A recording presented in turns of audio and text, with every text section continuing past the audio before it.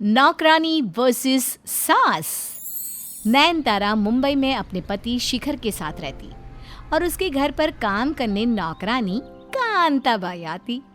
अब सास तेजस्विनी दूर गांव से शहर अपने बेटे और बहू के घर रहने आती है।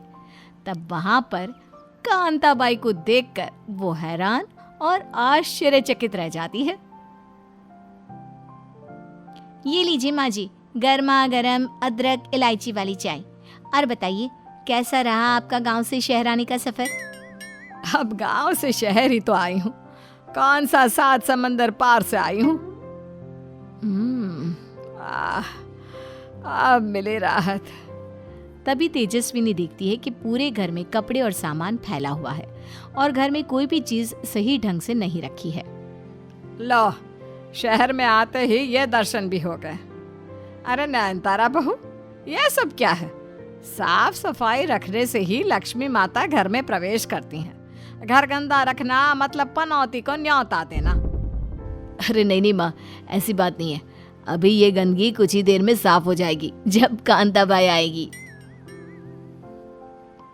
तभी अचानक से दरवाजे पर कांताबाई अपने मॉडर्न पर्स और काष्ठा साड़ी में आ जाती है। सुप्रभात मंडळी, कसं काय?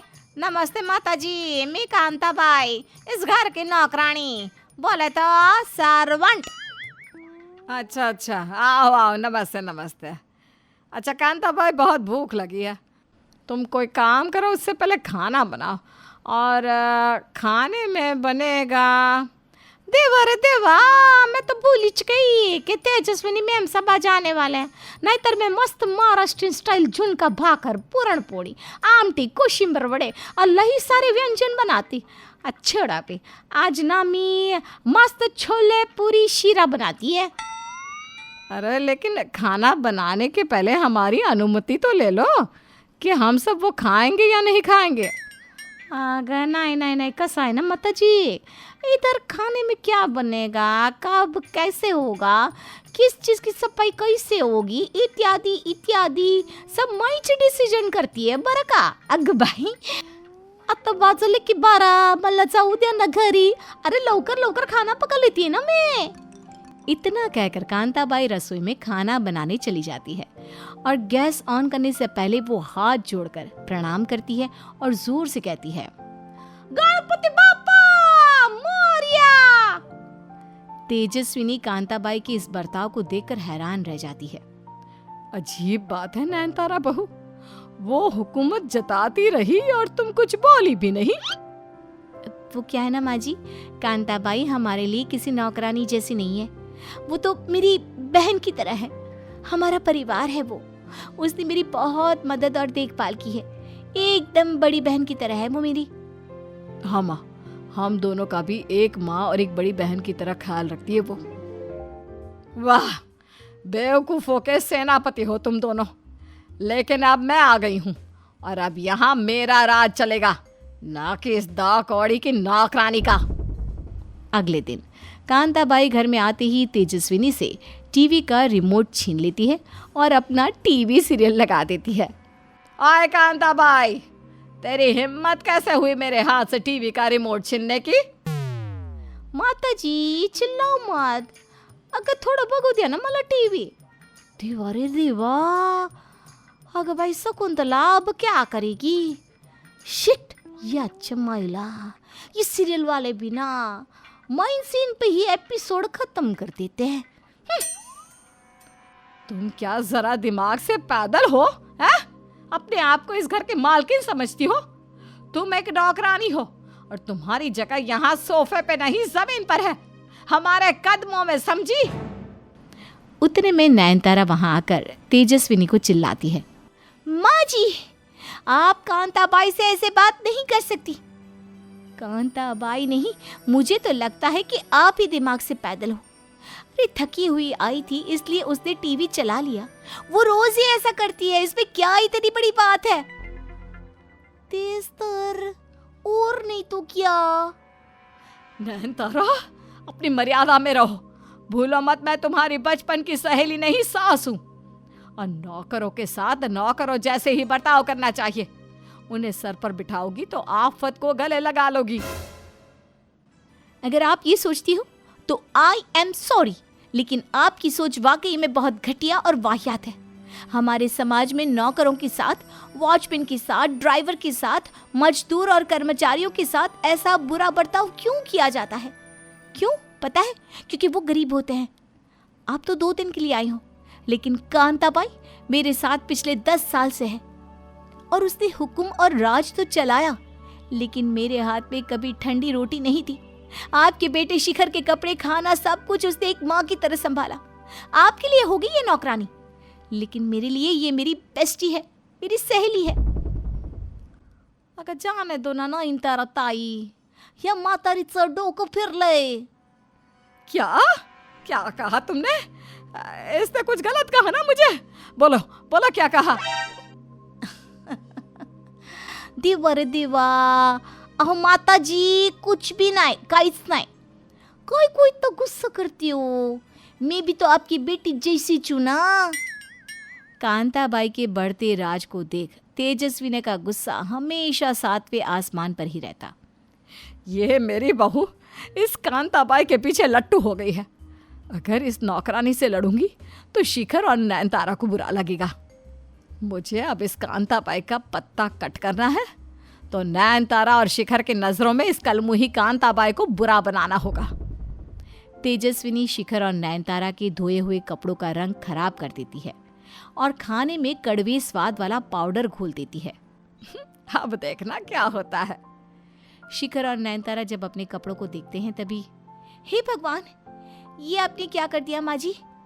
हमारे कपड़ों पर और खाने में आपने ये क्या मिलाया है? क्या ये तुम क्या बोल रही हो नयनतारा? तुम बाहर आ गई हो क्या? देवा रे देवा, काय हो माताजी, कितना खोटा बोलता है। इतना झूठ बोलना सेहत के लिए और इज्जत के लिए ना हानिकारक होता है। मेरे इस मोबाइल फोन में इस घर का सीसीटीवी कैमरा चालू ही रहता है।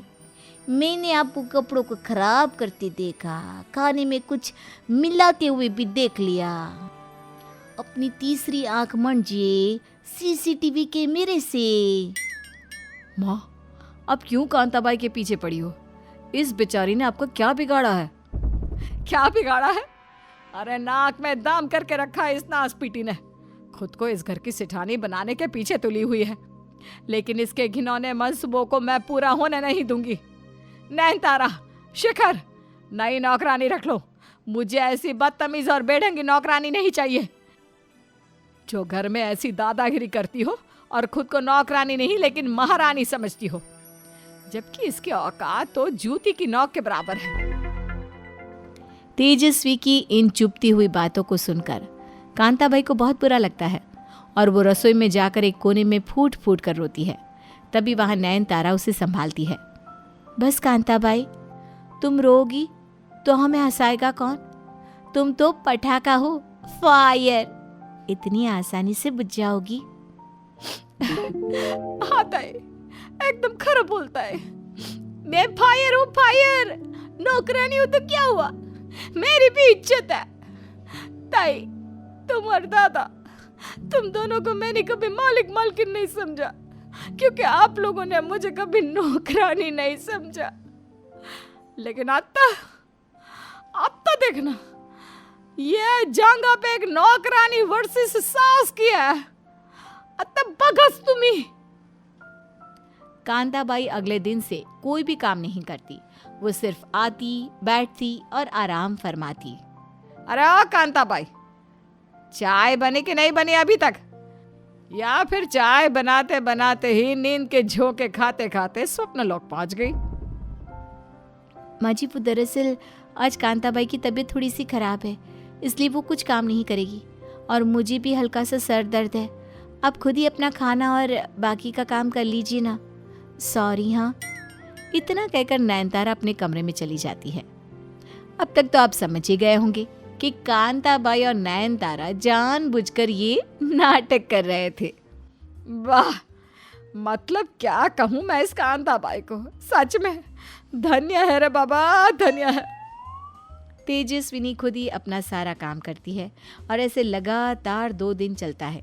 तेजस्विनी सारा काम खुद कर करके थक जाती है। फिर कहती है, हाय राम, बेवकूफ थी मैं जो उस कांताबाई को गलत शलत बोल दिया।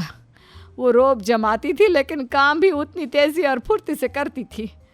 खैर, अब मैं इस मुंबई शहर में और नहीं रह पाऊंगी, क्योंकि कांताबाई और नयनतारा बहू दोनों मेरा जीना और दुश्वार कर देंगी। इससे पहले कि मैं खुद सास से नौकरानी बनूं, मुझे यहाँ से पतली गली पकड़ के निकल लेना होगा। तेजस्विनी अगले ही सुबह किसी को बिना बताए अपने गांव चली जाती है और कांताबाई जोरों जोरों से हंसती है और कहती है, बघितलं का? मैंने कहा था ना, जीत मेरी होगी। ये ए जाला, झिंग झिंग झिंगाट, झिंग झिंग झिंगाट, झिंग झिंग झिंगाट। भगवान जी, माँ जी को सही सलामत घर पहुंचा देना और उन्हें सद्बुद्धि भी देना कि नौकरों के साथ किस तरह का व्यवहार करते हैं। और हाँ, कांताबाई को हमेशा ऐसे ही खुश रखना, नजर ना लगे इस पगली को। नयनतारा कांताबाई की बलाइयाँ लेती है, इसलिए हमें हमेशा इस बात को ध्यान में रखना चाहिए कि नौकरों के साथ और गरीबों के साथ इज्जत और प्यार से पेश आना चाहिए।